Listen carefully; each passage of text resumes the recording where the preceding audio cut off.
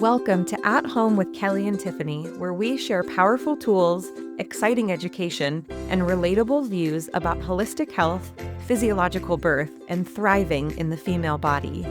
We're home birth midwives in sunny San Diego, passionate about the alternatives that give women control and confidence in health, in birth, and in life.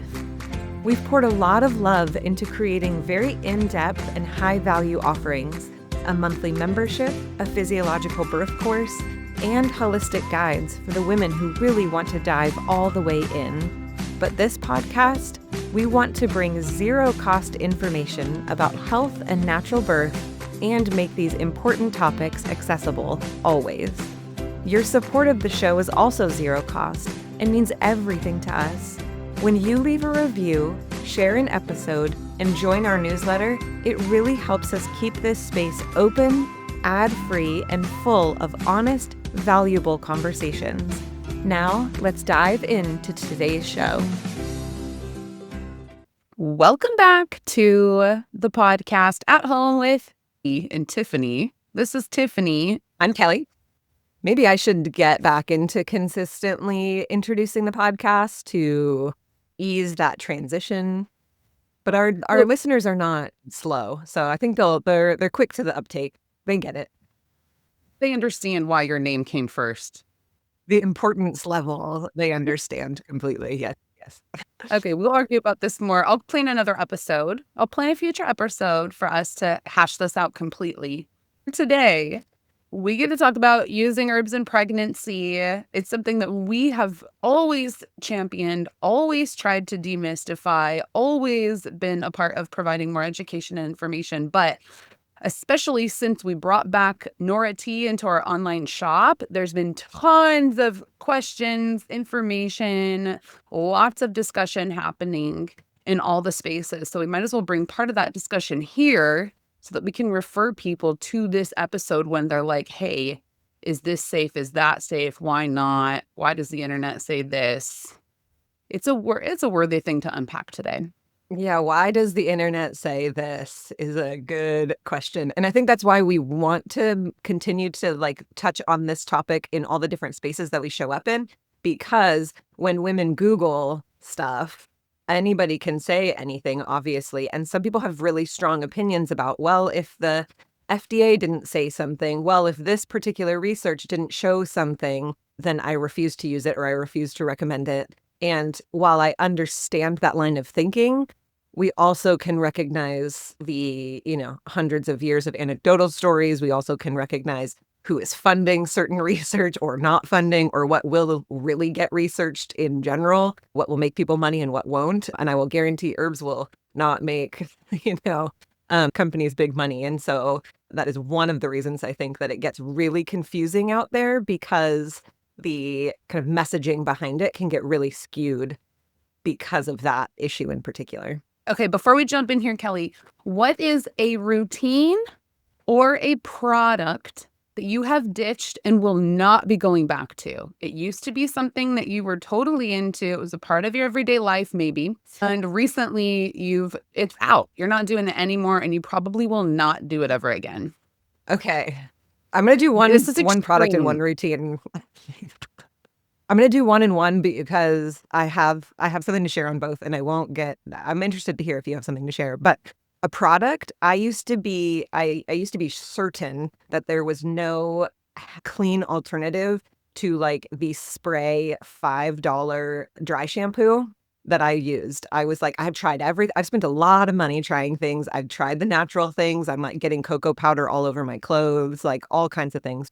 And then I will link it in the show notes. I found my little holy grail of what works for my hair in particular, because you and I have talked about this before. What works for you doesn't work for me, and that's acceptable. But I found the one whom my heart loves, and it has worked phenomenally. If you're watching this on YouTube today, which BT dubs, we've been putting these on YouTube, you will see that I didn't put any this morning because I was rushed. But I love it. And I finally feel like, I've figured out that thing that I was like, well, I'm decreasing my toxic burden in all these other places. I'm just going to keep this particular super toxic thing in my life. And I was willing to do that for a while. until I found this product. So I'm What excited is it? I'll link it. So now that I'm saying this out loud, I completely forget because I tried 2 separate ones that were EWG verified. One of them was not that great. One of them was really wonderful. And I don't want to say the wrong one out loud right now. So I'm going to link it in the show notes for you. But I've been putting it on with like I'd like dip a little brush in and whatever, put it on. And it's been wonderful. I've been using it at night sometimes too, because I chose the dark one and the light one, and the dark one, for whatever reason, just does not work for me. So anyway, I'm very excited to finally feel like I have something to actually like hold on to on that realm, because I need it. I know that we could go down a long rabbit hole of washing your hair and, oil and how often to wash it and all of that. My hair is very oily, and I know that people will say, then don't wash it as much and teach it and whatever. I just need some dry shampoo in my life. That's just me. I was just recently thinking, hey, because did you try the spray one that I shared with you a few months ago? Yes.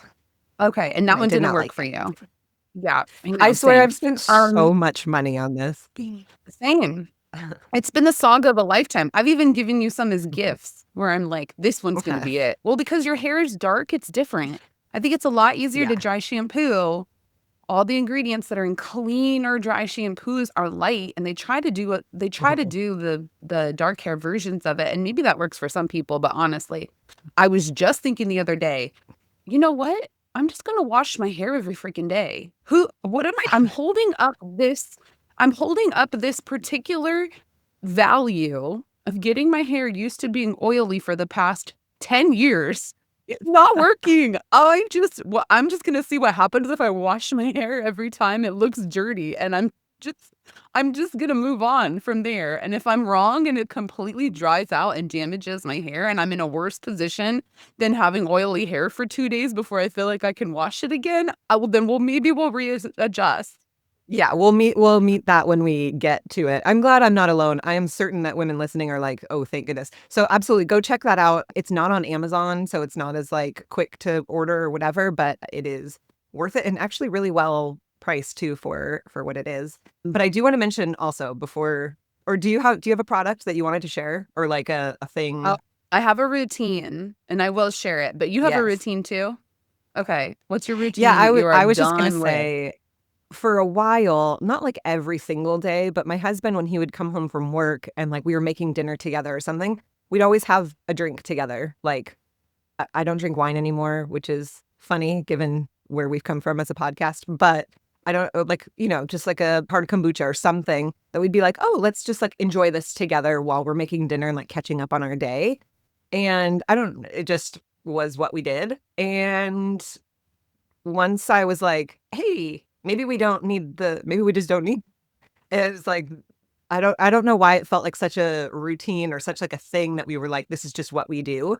But after I was like, I recognize how it impacts me, alcohol, even like a hard kombucha or something that's like not crazy.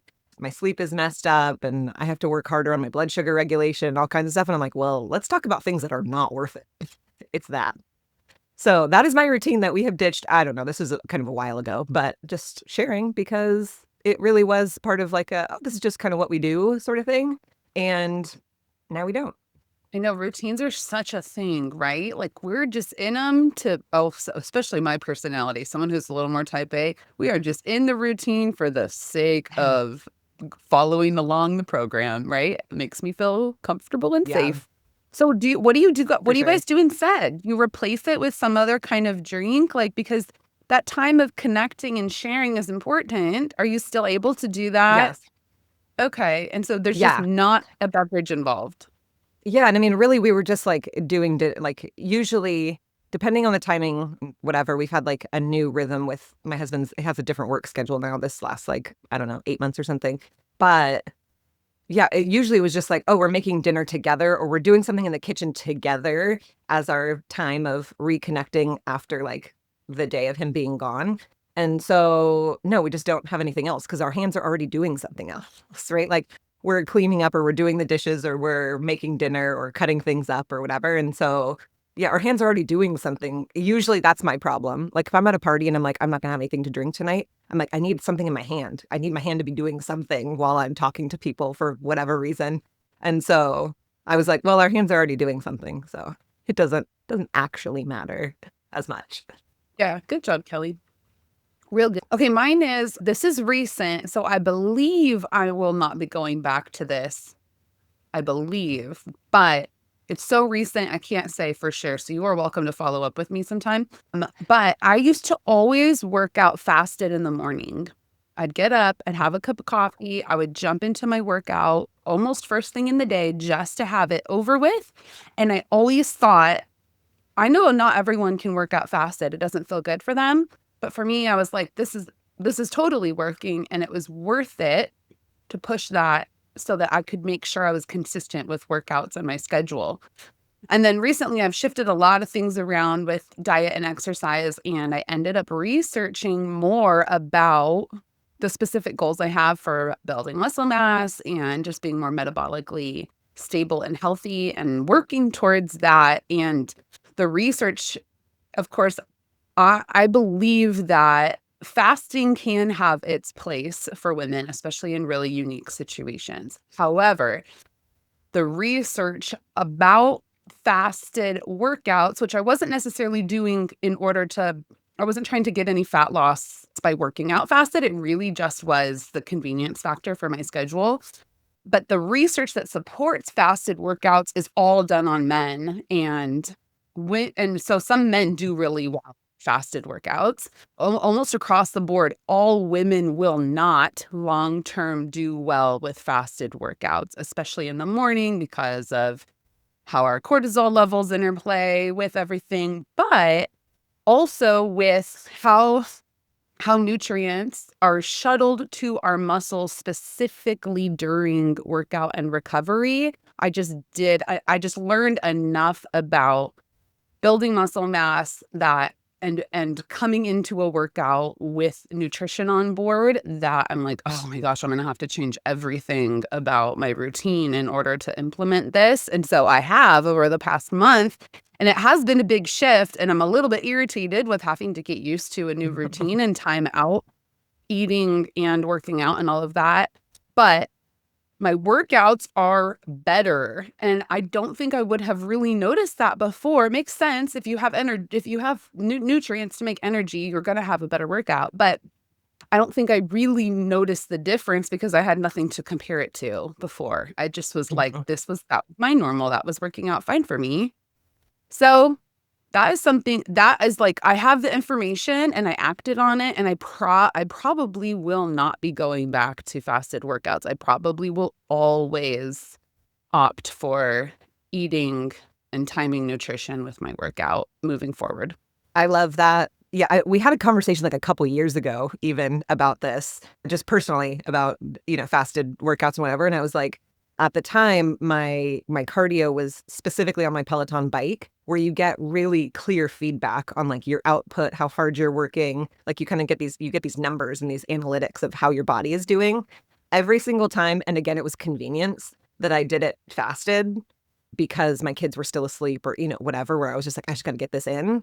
I could never, no matter if I had rest days, no matter how well I fueled myself the day before, whatever, I could never get my output as high as I did when I worked out later in the day or after some kind of, fuel, right, of some kind. And I always like remembered that of just like, because normally I don't always fully see that, right? Like when you're lifting weights, you're like, yeah, this is hard. Or, oh, I can do a little bit more, whatever. But that output was so helpful for me to see like, this is tangible information for me and my body that like I can't give as much during this without fueling my body before. I always thought that was interesting.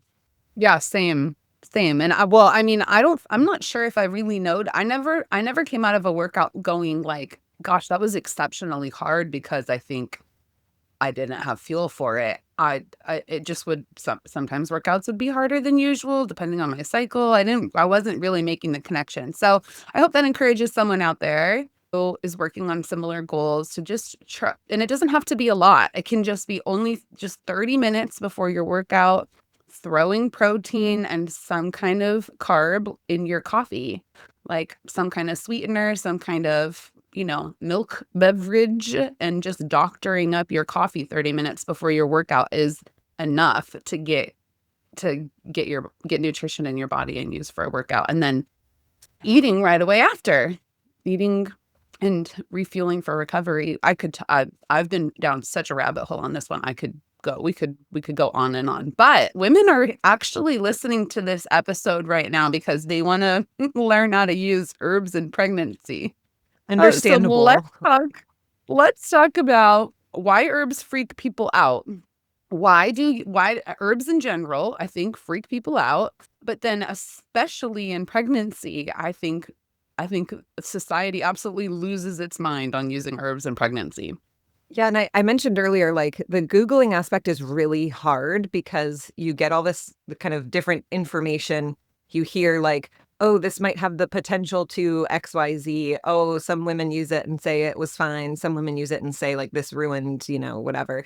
The thing becomes you hear something, right? And you say, oh, that sounds like an interesting thing. I want, like, say, dandelion, right? You're like, oh, I'm interested in that. I want to support my liver in pregnancy. I'm really trying to focus on that. Let me talk to my provider or let me Google this right now, right? You go into your provider and, depending on who your provider is, they may just simply say, no, that's not safe because they don't know. And a lot of providers don't know. And I don't know about you, Tiff, because we went to different midwifery schools. I didn't have I had a how to use and prepare herbs and like some major top things in terms of clinical use, particularly at births for my herbal kind of education. But to really dig into it, I had to search elsewhere. It kind of reminded me of thyroid stuff where I was like, there's more to this and I need to actively go out and seek it.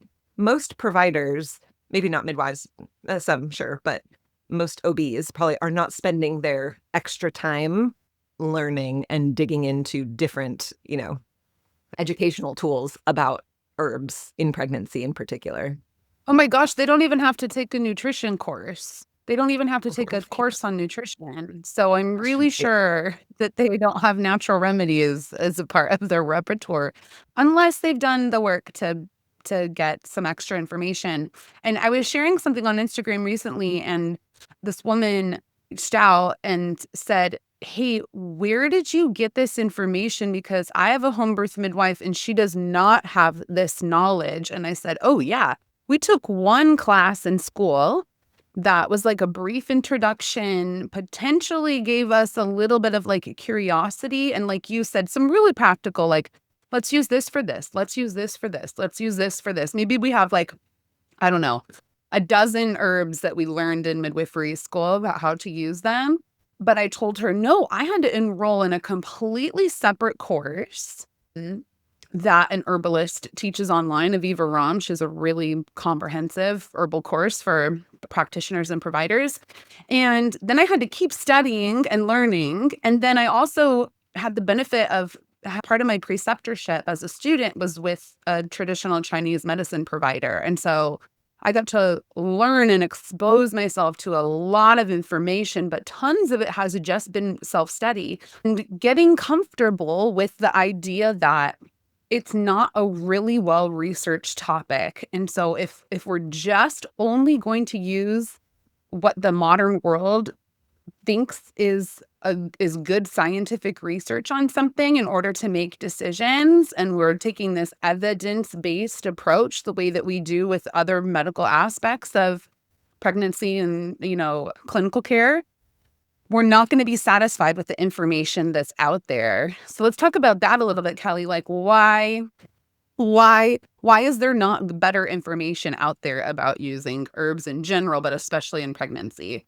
Yeah, I mean, it always goes back to the research, right? Like, how are they going to realistically research that? How are they going to create research, like projects that across the base would provide good answers? Who would be the one funding that? Who would make money off of that, right? Like, we kind of just keep coming back to that idea of it's a hard area to really kind of nail down.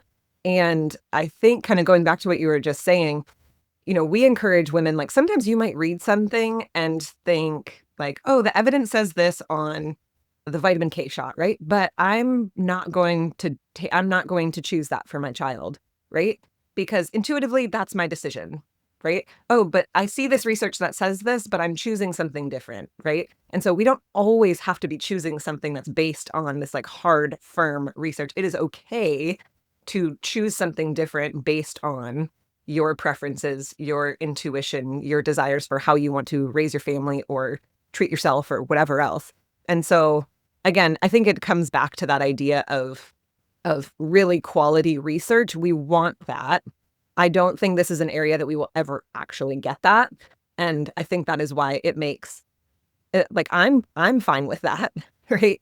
I can understand why it makes people uncomfortable and are like, well, I'm just going to step back and not even like engage in that whatsoever. But I also think that just leaves women at a deficit because these are easy to use and like the minerals and the effects and support and all of that come along with them can be incredibly helpful.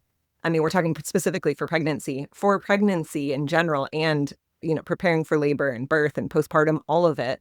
And so, yeah, it's unfortunate because I think that scary factor leads a lot of women to kind of just step back and not be willing to engage in it as much. It's been fun on Instagram and in our membership and things that people are like, ooh, like I never even looked into this before because it overwhelmed me, because it kind of scared me. But now that I'm trying and I'm learning more, like the confidence that they have to support their bodies with herbs or support a particular issue that they're having with herbs is so cool. So cool to see.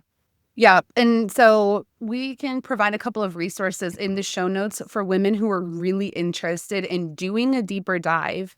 Because what happens with herbs, especially in pregnancy, is there's a really broad category. So it's not safe, not safe. It is actually the categories will go from we have lots of research on this herb. And we have no adverse outcomes. We give it they're rated on like a number system. But from one end of the spectrum, we have a lot of research.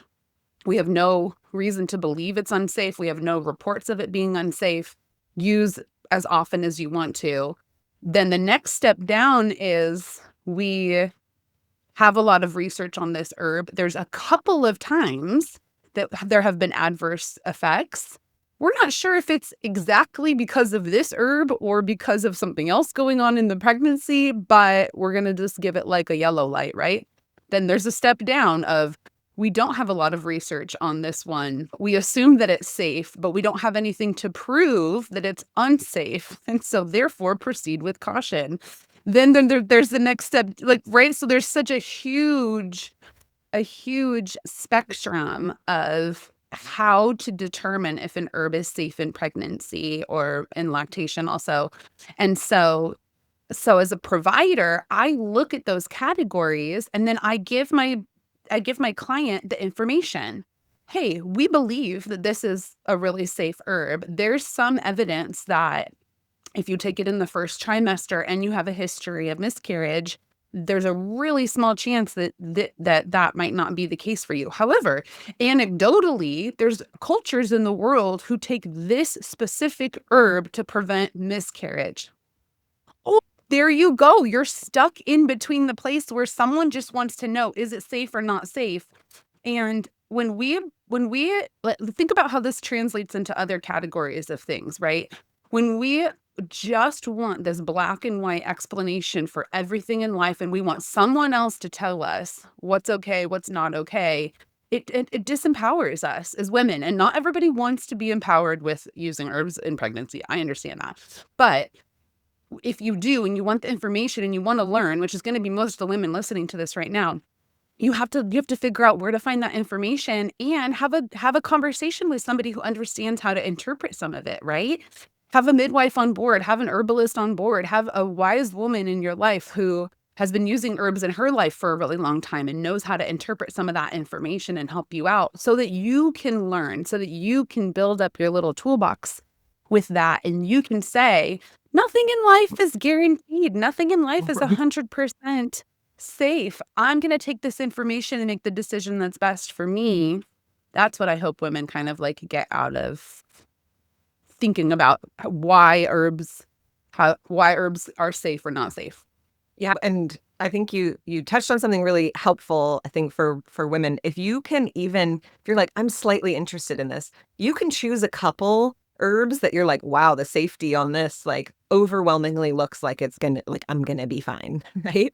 And just get really good at using those particular herbs, learn about those, understand how you want to use them, making infusions, tinctures, things like that, and figure out like, how is this impacting me? How can I use this more so in my everyday life? Once you start, because for me, like using them personally, it felt a little intimidating to be like, okay, there's so many herbs out there. There's so many ways to use them. How am I going to go about making something consistent in my life or using something like this if I'm seeing an issue pop up or I'm trying to prevent something?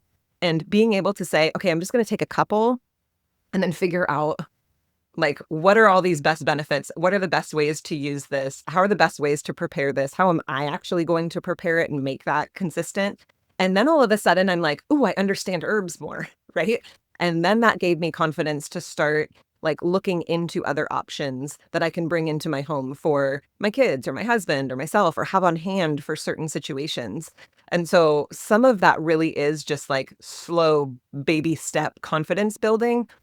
But most of the time when you start doing that, then all of a sudden you're like, I was about to start singing the Ariel song that I want more, right? Like I'm interested in this now. I'm kind of like, this is sort of my thing. It starts to get, it's not addictive, but just like, it starts to get empowering in a way where you're like, I actually have confidence in this now.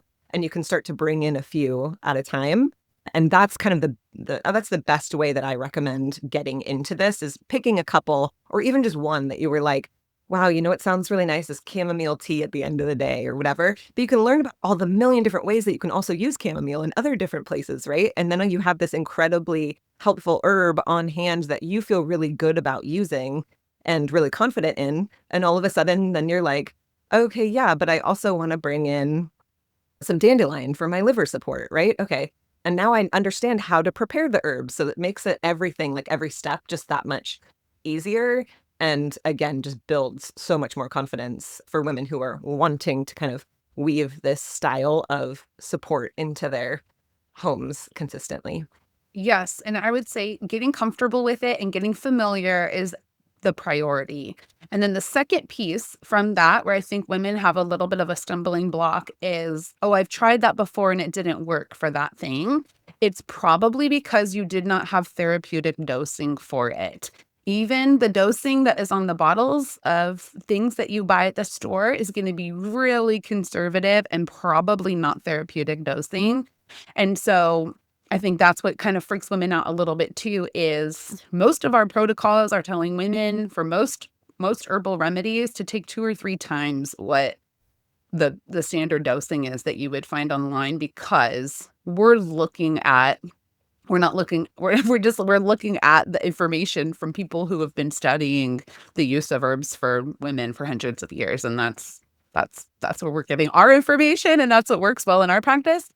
So we usually tell people as the entry point, teas are really easy, and we specifically recommend like a loose leaf herbal infusion. So that's pouring hot water over the herbs, usually like in a glass jar, glass container, pitcher, or something like that, leaving it to sit overnight, letting all of those really good properties come out of the herbal teas, and then enjoying that. That's a really fast, easy, simple way to start enjoying herbs.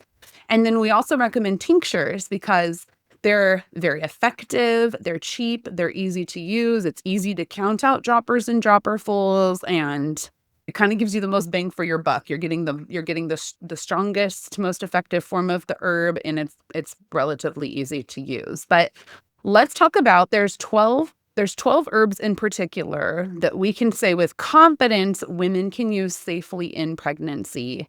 And those of you who are listening who are like trying to take notes, we have a resource that lays out every single recommendation that we're going to share here today. There's a guide that's called Herbal Remedies for Pregnancy, Birth, and Postpartum. And you can download it for free in our show notes, and it will give you all of these recommendations and lots of recipes and applications, exactly what to use it for, what combination you should do it, how, what, when, all of that. So, but Kelly, go ahead and share just for people that have like a frame of reference. What are these 12 herbs? You mentioned a couple of them already, but what do we say, like just across the board, women can generally enjoy in pregnancy? Yes. So if you are taking notes or just kind of mentally processing, the 12 that we have listed that you can be like, hey, if I grab some of that, like I trust that this will be safe, easy to use, all of that. First one would be chamomile, alfalfa, dandelion, ginger, lemon balm, lavender, nettle, oat straw, echinacea, peppermint, red raspberry, and rose. So those are the 12 that we would say, yes, these are safe. Potentially a couple of them have some offshoots like, hey, use it this way, or hey, be aware of this kind of thing. But for the most part, it's really helpful just to have an idea that like, hey, there are a handful of those, and every single one of those can be used for a million different things too, right? And so understanding like, hey, I can kind of even just randomly snag one of those, understand what it can be used for, understand the nutritional properties of it, the minerals, the vitamins and things that it provides, and figure out how to start weaving that into my life. You mentioned also, the dosage is incredibly important. And so a lot of women will be like, well, I tried ginger tea, but it didn't really help me. But they were using like, a little tea bag from the store and seeping it for a few minutes and trying to sip it, and it wasn't very helpful. But then women will drink like, oh man, a whole ginger infusion. Dang, that really changed my whole life. So you can start to kind of mess around with how you're using them, the dosage you're using them, the way that you are doing it. But I agree completely. Herbal infusions are probably the easiest way to get into this and actually get some really good benefit too, so that you feel like, oh, not only am I learning something, but I'm actually getting something in return too. I'm actually feeling something, or feeling relief from something, or experiencing something. Yeah, and I wish we could get into all of those little pieces, because I know that's what people actually want to know. All of the little like, okay, take this for this amount of time. Don't do this in your first trimester, but double up in your third, all of that. And like that, I know that's the fun part. So that's why we put it in the guide, so that it can be referenceable, so women can look at it. And of course, you need to be able to be an adult and ready for what you're taking. And if you have a feeling like that doesn't agree with my body, or I don't feel good about that choice, run it past your own care provider, do some more research on it. We are not saying these are all going to be right for every single woman. Of course, we get messages all the time of like, you recommend peppermint tea? I heard if you drink 47 quarts of that in your last week of pregnancy, it will tank your milk supply. Oh, yeah, right. So don't do that, maybe. Or, someone's like, well, that gave me a lot of digestive upset. I don't know why you recommend it. Yeah, well, you're an individual person. Something hurts your stomach when you take it. That's not the one for you. I would really like all the listeners to just be a part of that open-minded responsibility taking, please. Okay. So there's one particular tea. I mean, we mentioned our Nora tea that we want to share with you guys today. We brought it back into the store front. We said we were never going to do another shippable product because it's so much work for busy moms and midwives to manage that. But we were getting so many for it. And every time we shared on what a wonderful pregnancy tonic it was, women were like, where do we get that? And we're like, well, there's something like kind of similar on Etsy here. And like Amazon kind of has like this blend here. You could make it yourself at home. And women are like, that's so cool.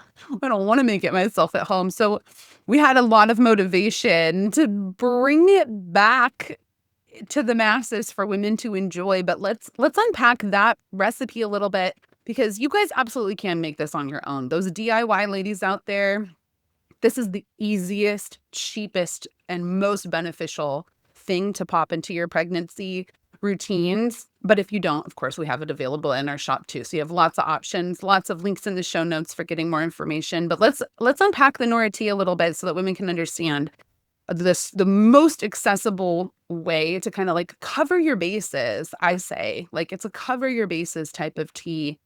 in pregnancy.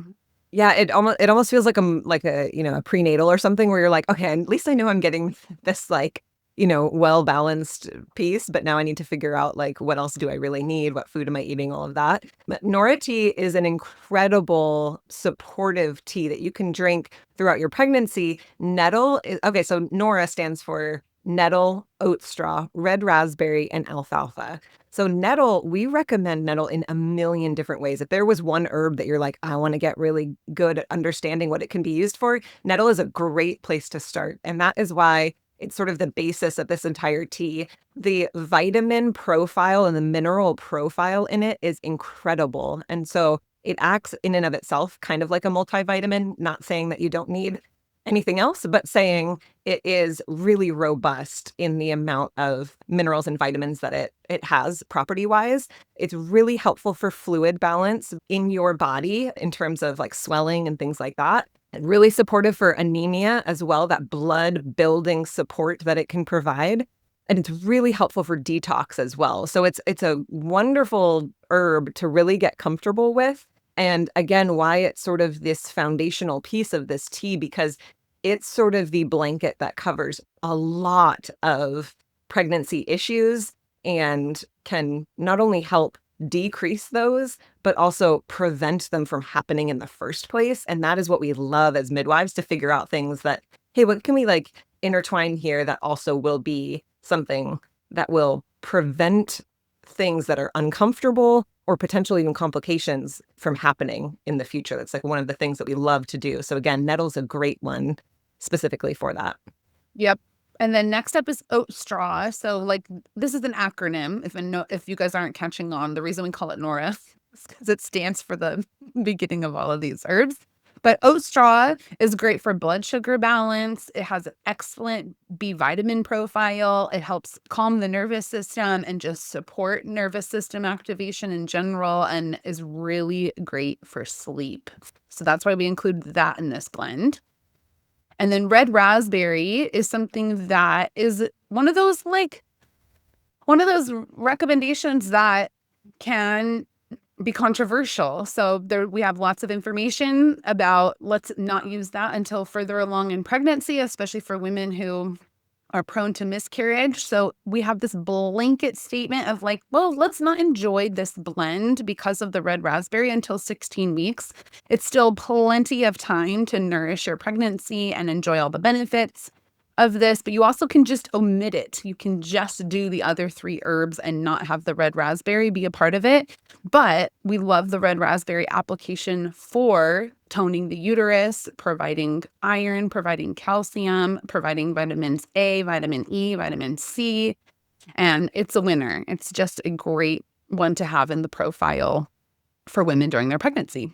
Yeah, the last one on there, that A in Nora, is alfalfa. And so this is a really helpful one for blood building, in particular, blood clotting, vitamin K. So that is the one that we bring on because your blood volume expands so much throughout pregnancy, and there's so much having to do with what your blood is doing and how that impacts the health of your entire pregnancy, your birth options, even your postpartum experience. And so that is a really heavy hitter to add in there as well. So you can see that there's so many things that each of these herbs individually can do, so that when we put them together, again, it creates this really awesome tonic for women to consistently drink throughout their pregnancies to help feel better and to help nourish their bodies in a way that oftentimes, unfortunately, we don't always get from food and our soil depletion and all of that. And so that can be a really helpful thing to have on hand. If you're interested in that whatsoever, I highly recommend just dipping your toes into it, making it yourself, even just trying out our blend before you commit to buying the things yourself.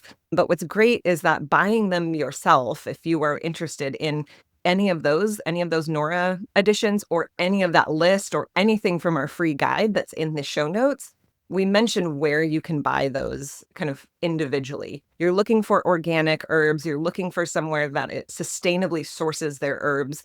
We really love Mountain Rose herbs. The Frontier Co-op is another really great place to get them. And again, like we mentioned, the Nora tea blend that we have is like kind of meets those standards as well and is already done for you if you are like, I just need to press a button. I don't need to be like getting my hands all dirty with all these herbs. So there's something for everybody in how you want to kind of start dipping your toes into this. Yeah. And so continue to join this conversation with us on Instagram too, because we end up answering so many people's questions and DMs and sharing those in stories. And we've got additional resources in our reels. We've really incorporated a lot of that herbal education and knowledge into that space too. So join us over there. Take a look at all of I know the show notes are going to be packed full of resources and links. And then share this episode with somebody who needs to be equipped and encouraged in this particular area, somebody who wants to have more natural resources and building up that natural medicine cabinet and is not afraid to do that in pregnancy too, ladies. So I hope that this information bless you and leads to you feeling more encouraged and more equipped. We will continue to share on this herbal information and other episodes too. I have a lot of fun ones planned. Even just while we're recording this, I'm like, ooh, taking notes on future episodes, including the debate about your name versus my name going first in the podcast title. I did take finally a note on putting that to bed. Finally. I love it. Yeah, we'll have it sorted out. All right, ladies, we will catch you next week. Hey ladies, if you're loving the show and want to help us keep it ad-free so we can keep talking about all things birth and women's health without cutting to an ad about electrolytes or grass-fed beef sticks, here is how you can support us. First, leave us a quick review or a rating. It helps more women, new moms, and birth enthusiasts find our show, and it honestly means so much to us to be reminded that you love what we are doing here. Second, share this episode with a friend, with a doula buddy, or anyone who is on their own holistic health or natural birth journey. And third, hop on our newsletter list. This is where we share bonus goodies, behind-the-scenes stuff, fun little extras you just won't hear on the show. You can find that link to join in our show notes below. Thanks so much for being a part of this growing, empowered community. We could not do it without you.